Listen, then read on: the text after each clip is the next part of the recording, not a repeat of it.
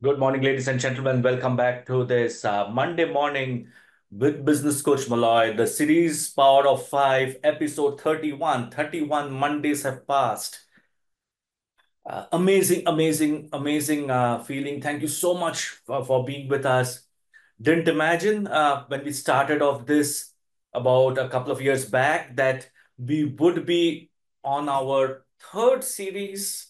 And in the third series, we are in the seventh month.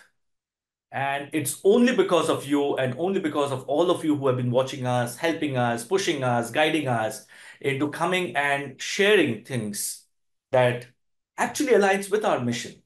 Last week, I was in Calcutta and I did two events, one for the new business that we have started, Network in Action, and a room full of 26 entrepreneurs, all wanting to look at a new platform, new knowledge platform of networking. And this is how we are going to position our business, our networking forum, that this is going to be not the referral model of business networking. This is going to be the knowledge model of business networking, where you grow. We have a 6-month group coaching program, which runs into 13 sessions over for 2 hours, 26 hours, 6.5 hours. My apologies. Monday morning blues. 13 sessions of 2 hours, 26 hours. And in the business and in the networking organization, we're going to have 6 hours of complimentary business coaching for every chapter, every year. Tell me, ladies and gentlemen, which business networking forum gives you 6 hours of business coaching complimentary?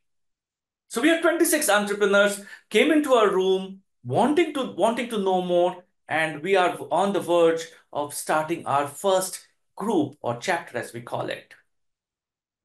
We had another event on the Saturday where a large organization, large association, Indian Plastics Federation, Kolkata, Mr. Ashok Jajodia, sincere gratitude to him, invited us to speak to his members. Again, a group of 50 entrepreneurs, and it was raining heavily. And hence the 92 registrations could not come in. And we got so many messages from people that we could not attend. This is what pushes us. And I request all of you to keep on pushing us. Because today the essence is similar to what I have been speaking till now. Today we are Krishna Janmashtami, Gokula Ashtami coming up tomorrow. And the entire essence of Krishna is linked to the Bhagavad Gita. And all of us know about what happened in Mahabharata, and all of us know there is a scripture called as Bhagavad Gita. Many of us are very attuned and knowledgeable about Bhagavad Gita, much more than I am. I'm not claiming to be any expert on Bhagavad Gita today.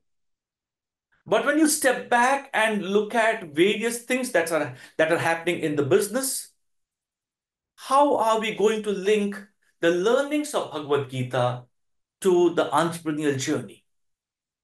Because it is much more than a spiritual guide. The Bhagavad Gita is much more than spiritual guide. It offers that profound wisdom, timelessness, cultures, context.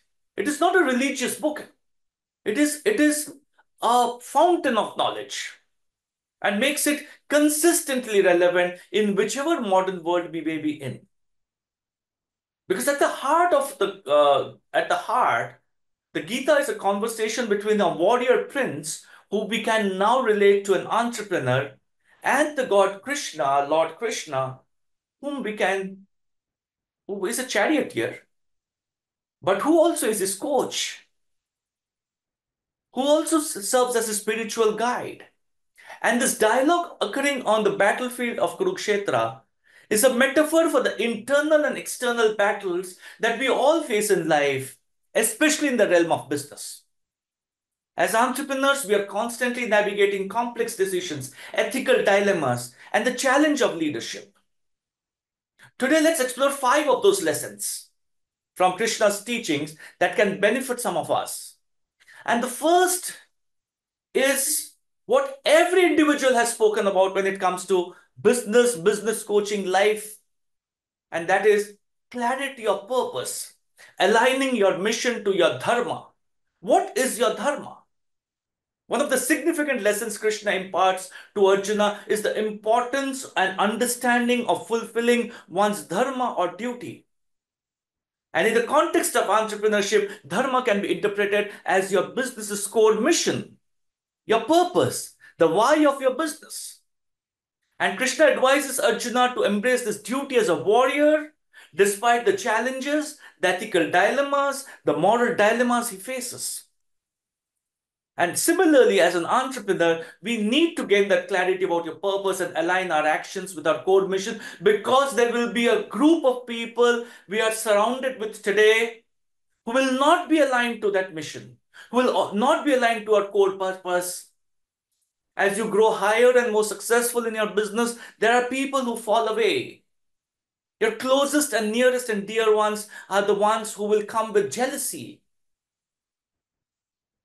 And you don't want to be sacrificing your core mission just because someone doesn't like your success. In the Bhagavad Gita, Krishna emphasizes that when we're clear about our dharma, our actions become purposeful and our efforts are more focused. The clarity of purpose is essential for an entrepreneur when he's navigating these complexities. More than the complexities of the business, but the complexity of the ecosystem. And a clear mission serves him as the guiding star, helping him make those decisions that are aligned to his long-term vision. It provides him the motivation and most importantly, the resilience. You will be pushed, you'll be kicked, you'll be thrown away from situations. But your resilience is something that during those challenging times, which will keep on reminding you why you started your business in the first place. Identify all those people who are aligned to vision and don't let them go, because they'll be far and few. Not too many people will enjoy your success. Lip service is something that will be there. People will keep on telling you, go and work, but the moment you make money, the moment you have success, the moment you have name, the moment you have fame, there will be people who will let you go. And these are the moral dilemmas that you will have to live with. Hence, your dharma, your purpose, your why, your core mission of the business is very, very critical. Keep on reiterating it. You're not in a race with anybody. Like somebody yesterday told me that you can be a millionaire, an entrepreneur become a millionaire at the age of 65. And she was absolutely right. Because I'm not in a race with anybody to become a millionaire. So what are those values and principles that guide your decision making? Take time out of your daily calendars, your daily schedules to articulate your purpose in a way that resonates with you and your team.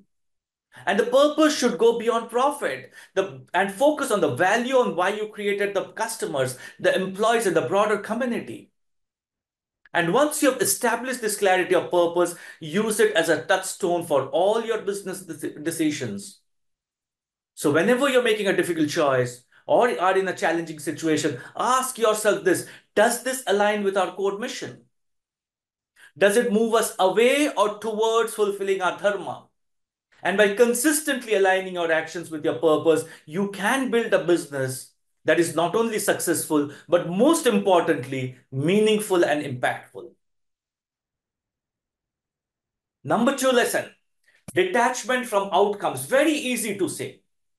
I've heard Mahendra Singh Dhoni multiple times during a press conference or the conference or the interviews that he has to give after a match. He said, focus on the process.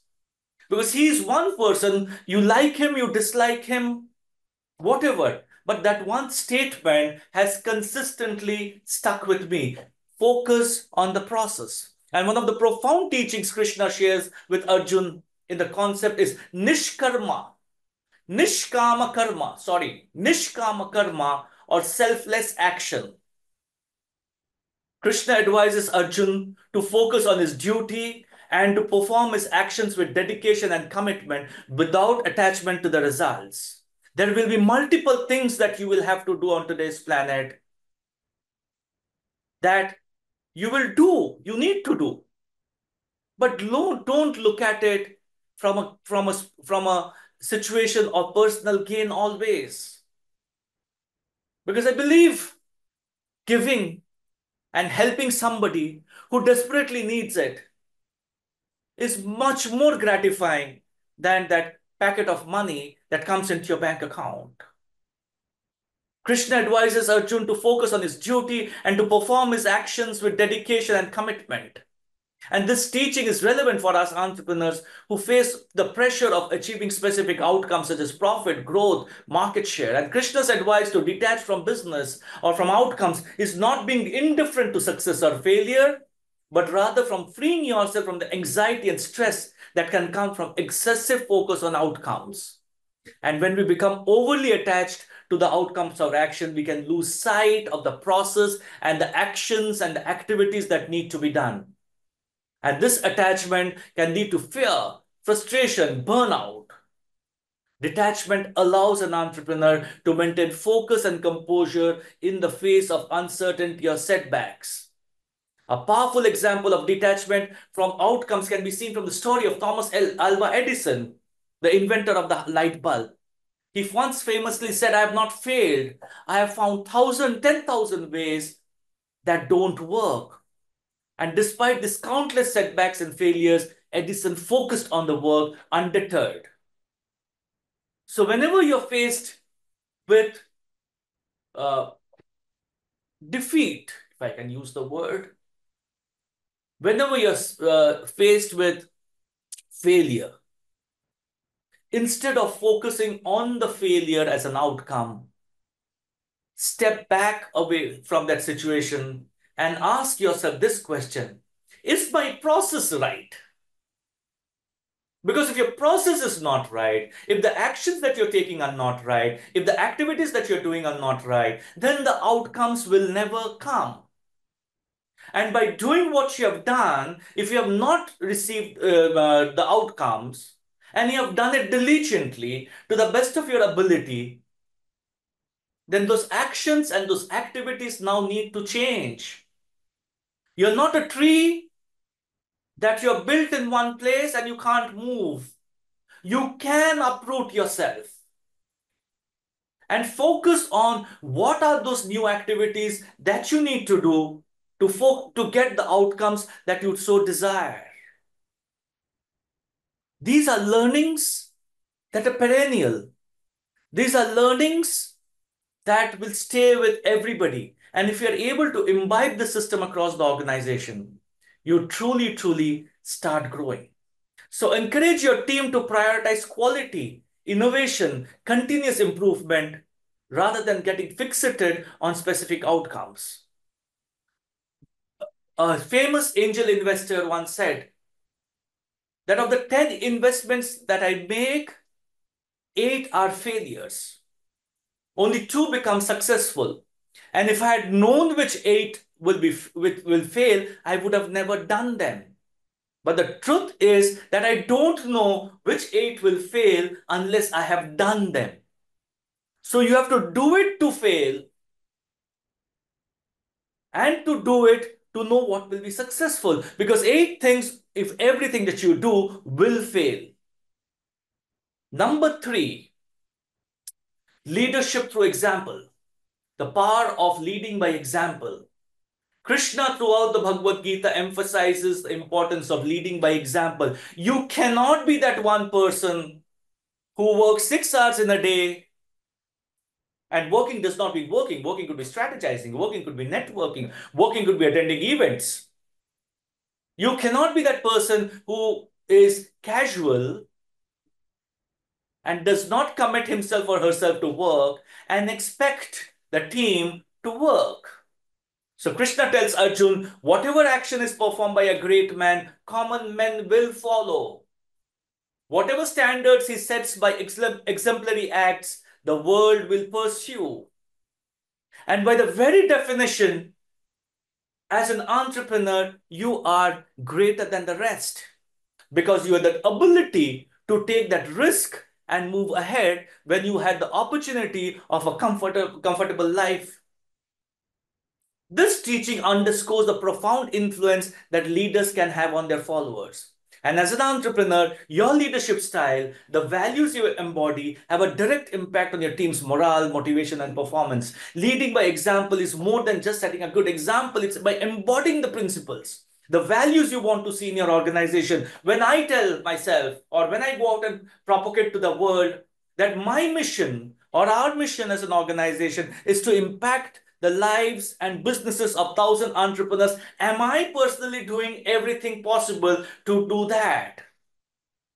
If not, I can never expect my team or anyone in my ecosystem to be embodying this philosophy. So if you are cutting corners, if you are acting unethically, if you are failing to live up to your own standards, your team is likely to mirror that behavior. To lead by example in your business, start by reflecting on the values and principles that are most important to you. How does those values align with your actions and behavior? Are there areas that you could more embody those principles? Make a conscious effort to demonstrate the behaviors and the attitudes you want to see in your team. This could be becoming more involved, transparent in your communication, taking responsibility for the mistakes, showing empathy, respect for others, maintaining a strong work ethic. And by consistently living these values, you're setting a powerful example. Create an environment where ethical behavior, integrity, commitment are just not words. And these are just not encouraged, but these are expected. Like we have a value system. Country first, client second, organization third, self fourth. And at everything that I do and everything that we do as an organization, we have to follow these 4 levels. If somebody is not aligned to it, you either win them over, or like I keep on saying, either people change or people change. Number 4, embracing an innovation, the cycle of transformation. Krishna's teaching in the Bhagavad Gita emphasizes the concept of change as eternal and inevitable part of your life. We as human beings find it extremely difficult to accept that something has changed, someone has changed. But this is eternal and inevitable part of lives. He explains to Arjuna that just as the body undergoes change from birth to death, the world is in a constant state of flux.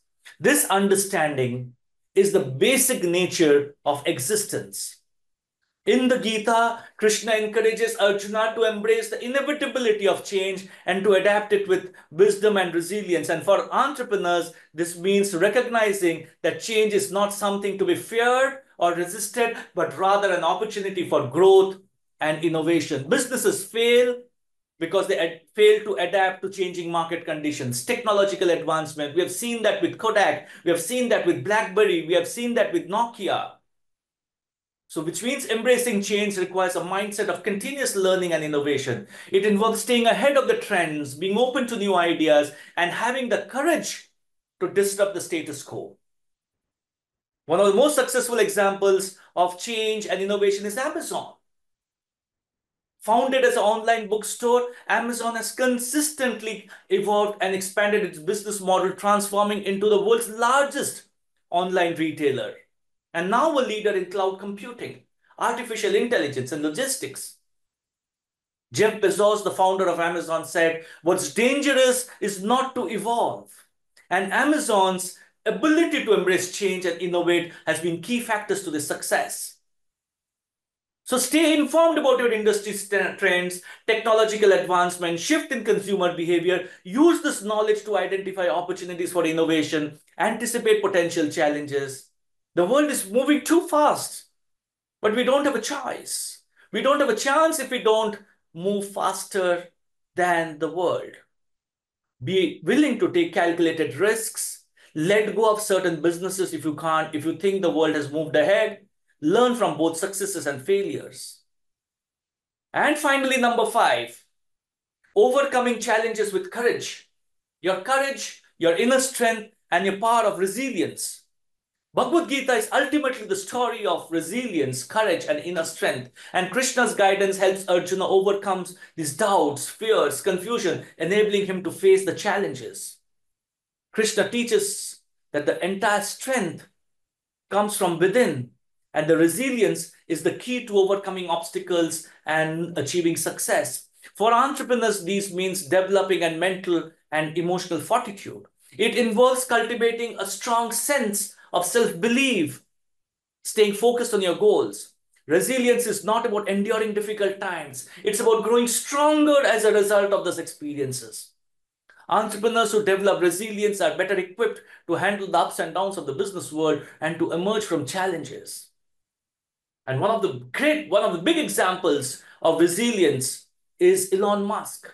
Numerous challenges, setbacks in the entrepreneurial journey, from the near collapse of Tesla to the early setbacks of SpaceX rockets.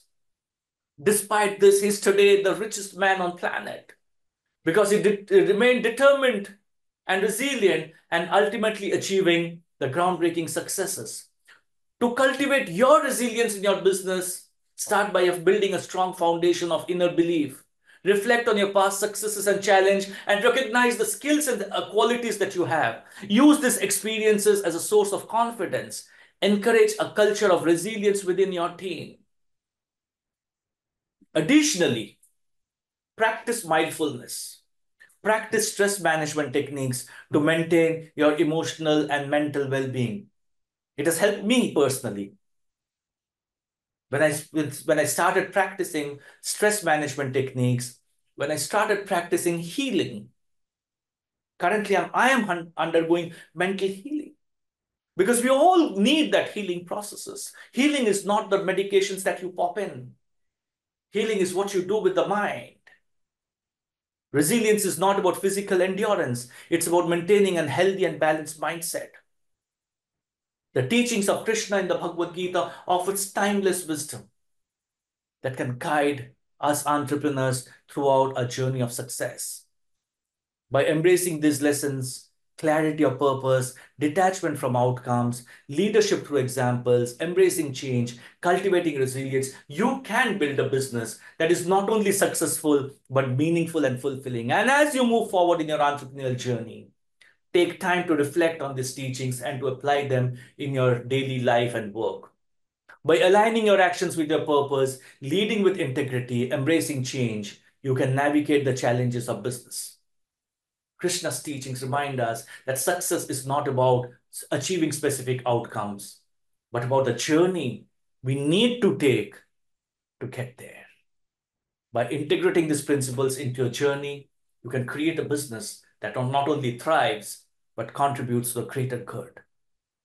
By following the timeless wisdom of Bhagavad Gita, you can lead with purpose, integrity, resilience, and create a business that stands the test of time. In the end, the true measure of success is not the profits we generate, but the lives we touch, the relationships we build, and the positive change we create in this world.